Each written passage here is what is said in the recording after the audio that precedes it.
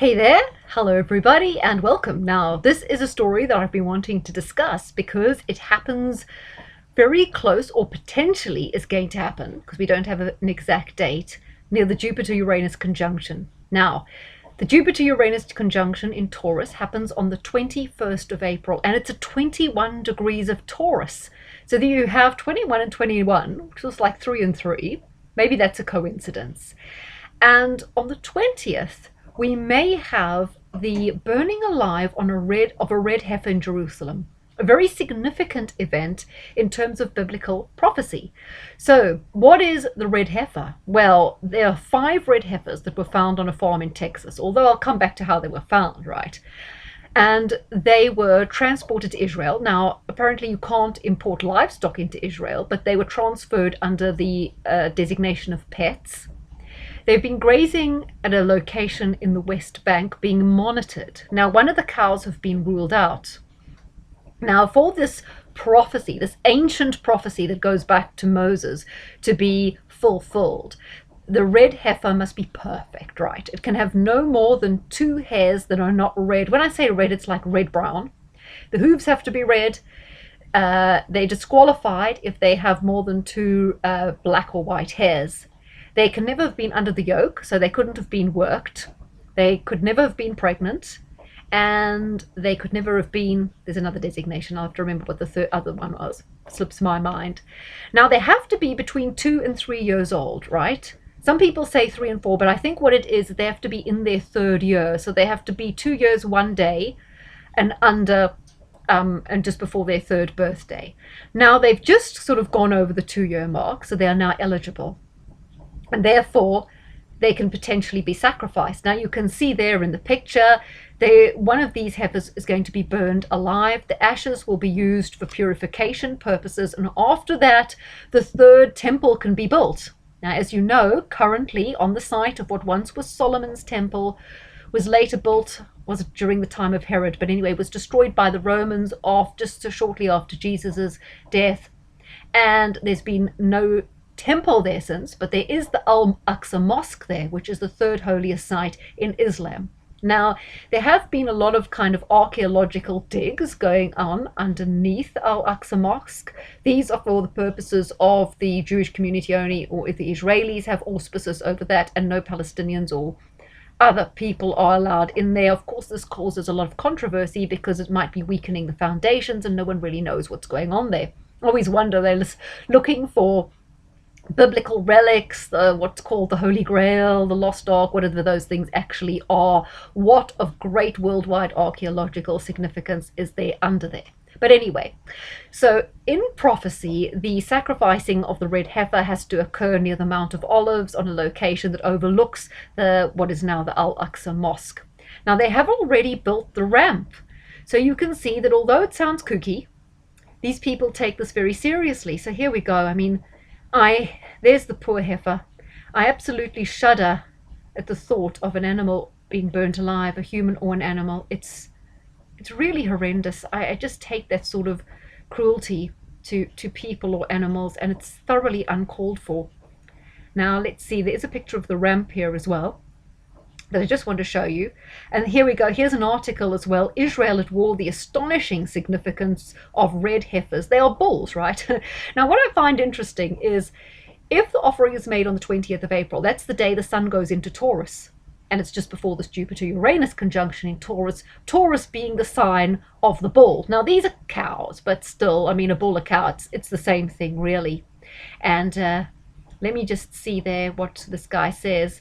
He said, these red heifers are symbolic of the perfect Messiah, an innocent sacrifice whose death brings life. So, for example, these red heifers, once the 3rd temple is built, the Messiah can return. Now, this is something a lot of evangelical Christians in America or wherever also buy into. And in fact, it was an evangelical Christian's farm on Texas where these red heifers were obtained. But they were genetically modified.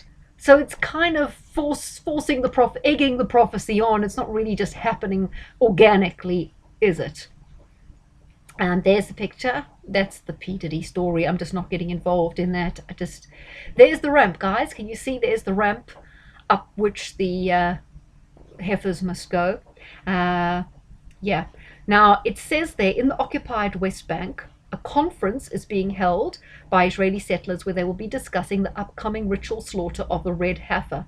Some of the extremist settlers are then proposing to storm the Al Aqsa Mosque in Jerusalem. Now, do you know that before the whole thing kicked off on 7th of October last year. Just guys, sometimes I just say the wrong date spontaneously, but when I've made a mistake, I can't like edit it on here. I just put my mistakes in the comment box, right? So if ever something sounded wrong, either tell me about it or look in the comments box to see if I've already acknowledged it. Because sometimes when I listen over, I said the wrong date, the wrong month, quite by mistake. So before October 7th last year, some rabbis did storm the mosque, and that's what kind of a lot of people say set off the Hamas attacks. However, one of the leaders of Hamas said this burning of the red heifer thing has kind of set people off as well. So they cited that as something that was stirring up tensions. But can you imagine?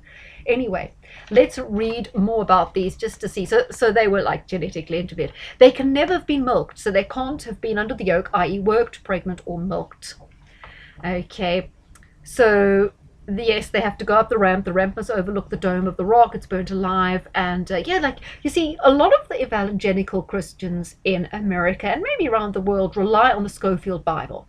Now, Cyrus Scofield was a grifter, and he met up with one of the Rothschilds in some Manhattan club many moons ago, over a century ago, and he was commissioned to rewrite the Bible, but with a specific purpose, to put a greater emphasis on revelations and prophecy, which I always think a lot of this revelation and prophecy is like, is it life mimicking art or art mimicking life? And I think it's more of a plan than a prophecy, a plan that can play out and therefore be sold to people as, wow, look, this is all coming true, it must mean something, right? So it's very manipulative. But that is why so many evangelical Christians buy into the Holy Land, the chosen people, the Israel story from that perspective, because it's very embedded in their level of Christianity. And therefore, a lot of evangelical Christians are excited about the potential building of the second temple and the returning of the Messiah. But it's not really going to be like that, is it? So, yeah, the second temple was destroyed by the Romans.